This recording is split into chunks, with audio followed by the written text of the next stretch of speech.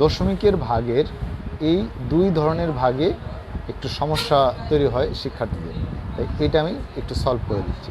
দেখো 5 7 35 দশমিক, এই শূন্যটাকে আমরা উপরে উঠিয়ে দিলাম, কেটে আনলাম 4। কেটে আনার পরে যেহেতু ভাগ যাচ্ছে না, তাই এবার এখানে একটা শূন্য দিয়ে আমরা এইখানে একটা শূন্য দিতে পারি, অথবা তার নিচেও একটা শূন্য দিতে পারি, দুইটাই রাইট। এবার 5 8 40, দেখো এই লাইন মিলে গেল, তার মানে আমার অঙ্ক সঠিক।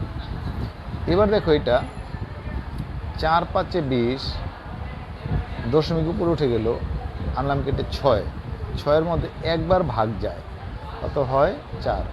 এই বিয়োগ করার পরে হলো 2, যেহেতু এখানে দশমিক আছে, বিয়োগ করার পরে 2 আছে, তাই অটোমেটিক একটা শূন্য পাবো।